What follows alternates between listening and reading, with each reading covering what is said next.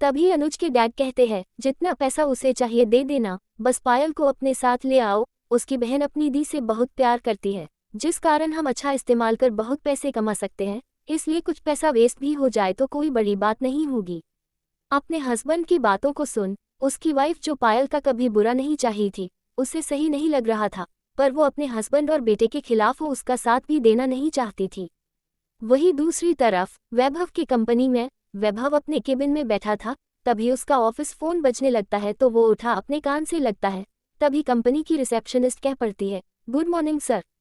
वैभव भी रिप्लाई दे देता है। तभी रिसेप्शनिस्ट कहती है, सर आपसे नक्श सिंघानिया मिलने आए हैं, पर उनके पास विजिटिंग कार्ड नहीं है। नक्श का भी बिजनेस वर्ल्ड में अच्छा खासा नाम था, इसलिए रिसेप्शनिस्ट विजिटिंग कार्ड ना होने पर भी एक बार अपने बॉस से ही कंफर्म करने का सोची। नक्श का नाम सुन वैभव कह पड़ता है, ओके, उसे मेरे केबिन भेज दो। ये सुन रिसेप्शनिस्ट ओके सर बोल देती है। वही वैभव फोन रख देता है। तभी रिसेप्शनिस्ट खड़ी हो अपने साथ नक्श को एलिवेटर तक ले जाती है और फ्लोर नंबर बता देती है, क्योंकि उस फ्लोर पर जाना मना था, वही लोग जा सकते थे जिन्हें वैभव का परमिशन मिला हो। कुछ मिनट बाद नक्श बिल्डिंग के सबसे ऊपर फ्लोर में होता है। फिर वो एलिवेटर से जैसे ही बाहर निकलता है, वैभव की सेक्रेटरी उसे ग्रिड करती है, फिर अपने साथ वैभव के केबिन ले आती है।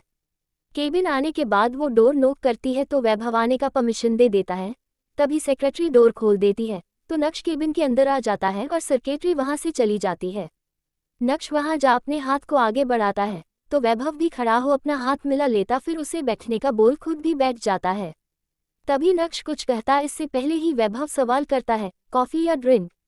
इस बात को सुन नक्श कहता है, कुछ भी नहीं, मैं बस जानना चाहता हूँ तुम करने क्या वाले हो। नक्श के सवाल को सुन वैभव साइड स्माइल के साथ कहता है, बैंकक्रप्ट।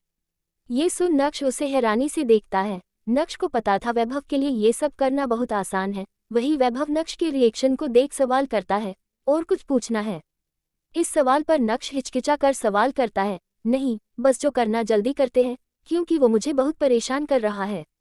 इतना कहकर नक्श अपना फोन वैभव को दिखाता है, जिसमें अनुज के कई कॉल्स और मैसेज थे जिसे नक्श ने इग्नोर किया था। मैसेज देख वैभव के होंठों पर शैतानी मुस्कान छा जाती है और वो कुछ सोचते हुए कहता है, बस शाम तक वेट करो। इस बात को सुन नक्श हैरानी से वैभव की तरफ देखने लगा। वही वैभव आगे कुछ कहता, इससे पहले ही वैभव का फोन बजने लगता है तो वैभव अपने फोन को निकाल देखता है। दिशा का कॉल आता देख उसके होंठों पर मुस्कान छा जाता है। वो कॉल उठा अपने कान से लगा मुस्कुराते हुए कहता है, मुझे बिलीव नहीं हो रहा है, तुम मुझे खुद कॉल की हो। इस बात को सुन गुस्से में दिशा अपने दांत पिस किसी तरह अपने गुस्से को दबाते हुए कहती है, देखिए, अभी तक आपने अपना प्रॉमिस नहीं पूरा किया है तो मैं आपके साथ कहीं नहीं जाऊंगी। दिशा के इस बात को सुन वैभव अपने उसी मुस्कान के साथ कहता है, जान, शाम होने तक जैसा तुम चाहती हो वो हो जाएगा। इतना कह अपने एक्सप्रेशन को थोड़ा डार्क करते हुए वैभव कहता है, इसलिए अब से वो करना शुरू कर दो जो मैं चाहता हूँ। इस बात को सुन दिशा कुछ देर खामोश होने के बाद सवाल करती है, क्या करने वाले हो आप। इस सवाल को सुन वैभव कहता है, जान, बस मेरे बारे में सोचो, ये सब सोचने की जरूरत नहीं है। वैभव की बातें दिशा को गुस्सा दिला रही थी। दिशा के ऐसे कॉल कट करने से वैभव का चेहरा डार्क हो जाता है और वो गुस्से में अपने मन में ही कहता है, बस कुछ वक्त और फिर तुम। इतना कह अपने फोन को गुस्से में वैभव देखता है। वहीं दूसरी तरफ यूनिवर्सिटी में अबीर और रुद्र के साथ उनके कुछ और फ्रेंड्स बास्केटबॉल खेल रहे होते हैं, पर अबीर का दिमाग तो बस रियांश के ख्यालों में गुम था, इसलिए वो गेम पर फोकस नहीं कर पा रहा होता है। बास्केटबॉल चैंपियन की हरकत को देख उसका पूरा टीम गुस्से में आ चुका था। वही अबीर तो मानो किसी पर ध्यान ही नहीं दे रहा था। तभी उसे रियांश नजर आता है और उसे ऐसा लग रहा था मानो ये इल्यूजन हो। तभी अबीर के चेहरे पर बोला लगता है और वो बोल रोक नहीं पाता, जिस कारण नाक से ब्लड आने लगता है। पर तभी भी उसके सामने से रियांश का इल्यूजन खत्म ही नहीं हो रहा था। होता भी कैसे, रियांश सच में वहां मौजूद था। वही उसके सभी दोस्त उसके पास आ गए। रियांश भी अबीर की तरफ देख फिर उस तरफ आने लगता है तो अबीर रुद्र के हाथ को पकड़ सवाल करता है, क्या तुझे रियांश सर दिख रहे हैं। रुद्र अपने भाई का नाम सुन अबीर की नजरों से अपनी नजर मिला कहता है, भैया, कॉलेज क्यों आए हैं। ये सच है। ये समझते ही एम्ब्रेसमेंट के कारण अबीर अपने चेहरे पर हाथ रख अपने मन में कहता है, ओह शीट, रियांश सर यहाँ सच में है और मैं इनके सामने ही इतना खराब खेला। तभी रियांश वहां अबीर की अजीब हरकतों को नोटिस कर रुद्र से कहता है, चलो। तभी अबीर अपने हाथ को अपने चेहरे से हटा सवाल करता है, कहाँ। रुद्र के जगह अबीर सवाल करता है तो रियांश उसे घूर कर देखता है, पर फिर मुड़ वहां से जाने लगता है। तभी रुद्र कहता है, भैया पर अभी तो मेरा क्लासेस है। ये सुन अबीर को एहसास होता है फिर उसने रियांश के सामने एम्ब्रेसमेंट वाला हरकत कर दिया है। वही रियांश रुक कहता है, नाना जी की तबीयत ठीक नहीं है, वो हॉस्पिटल में है। इस बात को सुन रुद्र के चेहरे पर उदासी छा जाता है। वही कॉलेज में लड़कियां यहाँ तक कि लड़के भी रियांश के अट्रैक्टिव चेहरे से अपनी नज़र नहीं हटा पा रहे होते हैं। वही रुद्र अपने दोस्तों को बाय बोल अपने भाई के साथ जाने लगता है। वही अबीर अपने दोस्त को उदास हो जाता देख वो भी उदास हो जाता है। फिर वो अपने ब्लड को साफ करने वॉशरूम चला जाता है। कुछ वक्त बाद रियांश का कार हॉस्पिटल के पास रुकता है तो रियांश अपने कार से बाहर नहीं निकल रहा होता है। तभी रुद्र कार डोर खोलते हुए रियांश की तरफ देख कहता है, भैया क्या नानू आपके अपने नानू नहीं है, इसलिए आप उन्हें देखने मेरे साथ नहीं चल रहे हैं। इस बात को सुन रियांश बिना कोई इमोशन का कहता है, मेरा मीटिंग है। ये सुन रुद्र एक नज़र अपने भाई को देखता है, फिर कार डोर लॉक कर चला जाता है। वही ड्राइवर कार स्टार्ट कर देता है और रियांश अपने आंखों को बंद कर शीट पर टिका देता है। कुछ वक्त बाद वो अपने कंपनी पहुंच जाता है। वही रुद्र अपने नानू को देखने के बाद हॉस्पिटल के बाहर बेंच पर बैठ था। तभी रुद्र की माँ अपने बेटे के पास आ बैठ जाती है और प्यार से कहती है, नानू को कुछ नहीं होगा। अपनी माँ के बात को सुन रुद्र अपनी माँ के गले से लग जाता है। फिर कुछ देर तक वैसे ही रहने के बाद अपनी माँ से दूर हो सवाल करता है, भैया नानू से मिलने क्यों नहीं अंदर आए? क्या उनके लिए मेरे नानू उनके नानू नहीं है? पर नानू तो उन्हें भी मेरे तरह ही प्यार करते हैं। इस बात को सुन अनिका कहती है, बेटा रियांश भी डैड से बहुत प्यार करता है पर वो अपने पेरेंट्स को यही खोया था इसलिए वो इस हॉस्पिटल में नहीं आता है। इस बात को सुन रुद्र को बहुत बुरा लगने लगता है और वो कहता है, मम्मा मैंने गलती कर दिया। इतना कहने के बाद वो उदासी के साथ अपनी मम्मा को सब बता देता है।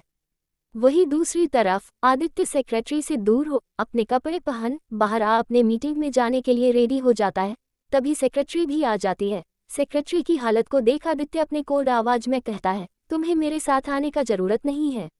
अपने बात को कह आदित्य केबिन से बाहर निकल जाता है और चलते हुए ही अपने मन में कहता है, मैं कैसे उस लड़के की वजह से अपना कंट्रोल खो सकता हूँ। इतना कहते हुए वो एलिवेटर में चला जाता है और मीटिंग रूम का फ्लो परेश कर देता है। कुछ वक्त बीत जाता है और शाम का वक्त हो चुका था। जैसे वैभव ने कहा था बिल्कुल वैसा ही हुआ। अनुज के परिवार में तहलका मचा था। अचानक से क्या हुआ किसी को कुछ समझ नहीं आया। सभी मेंशन के हॉल में बैठे थे और सभी से हेल्प मांग चुके थे, यहाँ तक को मल्होत्रा फैमिली से भी कांटेक्ट किए पर मिस्टर मल्होत्रा तो कॉल तक उठने नहीं गए। उन्हें अपनी बेटी से भी कोई मतलब नहीं था। वही अनुज और अनुज के परिवार वाले अपना सब कुछ खोते हुए अब बस देख रहे थे। तभी अनुज का फोन रिंग होता है। फोन रिंग के आवाज को सुन अनुज अपने फोन को निकाल देखता है। नंबर से कॉल आता देख उसके चेहरे पर डर छा जाता और एक और बुरे खबर का उसे संकेत लगने लगता है। वो कांपते हुए अपने फोन की तरफ देख कॉल अटेंड कर लेता है। तभी उसे आदमी का आवाज आता है। हेलो। आवाज सुन अनुज कहता है, कौन? सवाल सुन तिरस्कार से भरी हंसी उसे सुनाई देता है। तो अनुज गुस्से में सवाल करने को था पर तभी फोन के दूसरे तरफ वाला आदमी कहता है, वैभव देशमुख। नाम सुन वो हैरान हो जाता है और वो अपनी कांपती आवाज में वैभव का नाम लेता है, वैभव देशमुख। वही दूसरी तरफ जय का नजर बस घड़ी पर टिका था। वो जब देखता है 7 बजने में बस 1 घंटा है तो उसके दिमाग में आदित्य का बात घूमने लगता है। वही वैभव फोन कट कर साइड मुस्कान के साथ अपने फोन को देख रहा होता है। फिर दिशा को कॉल करता। जैसी ही दिशा कॉल पिक करती है तो वैभव मुस्कुराते हुए ही कहता है, वो आदमी डाइवोर्स दे दिया है। इस बात को सुन दिशा झट से कहती है, मैं अपनी दी को लेने जा सकती हूँ। इस सवाल को सुन वैभव कहता है, तुम्हें क्या लगता है क्या मल्होत्रा मेंशन जाकर वो खुश रहेगी? ये सुन दिशा खामोश हो जाती है। तभी वैभव कहता है, मैं उसके रहने का सेफ्टी का हर चीज का गारंटी लेता हूँ, पर इसके लिए तुम्हें मेरे साथ आज चलना होगा जहाँ मैं लेकर जाऊँ। इस बात को सुन दिशा एग्री नहीं करना चाहती थी पर इसके अलावा उसके पास कोई ऑप्शन भी नहीं था। वो अपनी बहन को और स्ट्रगल में नहीं देखना चाहती थी। दिशा हिचकिचाते हुए कहती है, ओके। ये सुनते ही वैभव के होंठों का मुस्कान बड़ा हो जाता है और वो मुस्कुरा कर कहता है, ओके स्वीट हॉट, मैं तुम्हें 7 बजे लेने आऊँगा, रेडी रहना। दिशा फीके मन से ओके कह देती है। फिर कॉल कट हो जाता है। वही दूसरी तरफ अबीर कुछ लड़कों के साथ घिरा होता है। एक लड़का उसके कॉलर को पकड़ कहता है, आज तो वो तुझे बचाने भी नहीं आएगा, शांति से हम लोगों के साथ चल, नहीं तो चलने लायक कंडीशन नहीं छोड़ूंगा। अबीर के पास कोई ऑप्शन नहीं था। वो किसी से ऐसे फाइट नहीं करना चाहता था, इसलिए वो एग्री करने ही वाला होता है। तभी एक कोड आवाज उन सभी के कानों में जा पड़ता है। अच्छा। आवाज सुन सभी उस तरफ देखते हैं। पेड़ से टिका सिगरेट की कस लेते हुए रियांश को सभी देख हैरान हो जाते हैं, खासकर अबीर। अबीर अपने मन में कहता है, मैं जब भी मुसीबत में होता हूँ रियांश सर मेरे पास कैसे आ जाते हैं। अबीर अपने मन में ये बात कह रहा होता है। वही रियांश को देख सभी घबरा चुके थे, क्योंकि उस दिन किसी ने ठीक से रियांश का चेहरा नहीं देखा था। पर आज सभी रियांश को देखते हैं तो पहचान जाते हैं ये शख्स है कौन, और आवाज से भी पता चल जाता है रियांश ही उस दिन अबीर को बचाने आया था। रियांश अपने सिगरेट के आखिरी हिस्से को नीचे गिरा अपने पैर से मसल शेर की तरह अपने धीमे कदमों के साथ उन लोगों की तरफ जा रहा होता है। तो सभी भागना चाहते थे, पर तभी रियांश अपने कोड आवाज में कहता है, कोई भी अपने जगह से हिला तो मैं किसी को भी जिंदा नहीं छोड़ूंगा। गुंडे वो लोग थे, पर रियांश की बातें सुन सभी डर से कांप रहे थे। वही रियांश अबीर के पास आ उसे ऊपर से लेकर नीचे तक देख उसका टाई को पकड़ अपने करीब कर लेता है तो अबीर घबरा जाता है। वही रियांश उसके कान के करीब जा अपने धीमे और कोल्ड आवाज में फुसफुसा कर कहता है, क्या तुम चाहते हो मैं इन सभी को मार डालूं।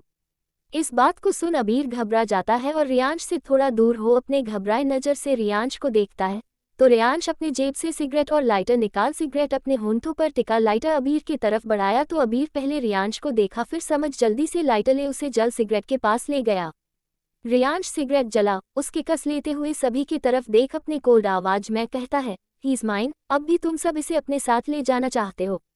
सभी ने झट से ना में सिर हिला दिया एक को छोड़कर, पर रियांश उस पर ध्यान न दे अबीर का ब पकड़ उसे अपना साथ ले जाता। तभी वो लड़का सामने आ जाता है। उस लड़के को देख रियांश अपने को नज़र से देखते हुए कठोरता के साथ कहता है, शुक्र करो ये तुम लोगों को मरते हुए नहीं देखना चाहता है, नहीं तो अब तक किसी का हिम्मत नहीं होता कि मेरा रास्ता रोकने का कोशिश करे। रियांश की बातों को सुन वो लड़का घबरा रहा था, पर जब वो अबीर को देखता है तो वो घबराना बंद कर कहता है, अबीर मेरा। इतना कह वो खामोश हो जाता है और कहता है, उसने पैसे लिया है तो इसे हम लोगों के साथ जाना होगा। उस लड़के की आंखें कुछ और ही कह रही होती है। ये देख रियांश गुस्से में अपना मुट्ठी को बांध कहता है, कितना लिया है इसने। इस सवाल को सुन वो कुछ कहता इससे पहले ही अबीर कह पड़ता है, मैं चलने के लिए। इससे आगे वो कुछ कहता कि तभी रियांश अपने कोर नजरों से उसे देखता है तो वो खामोश हो जाता है।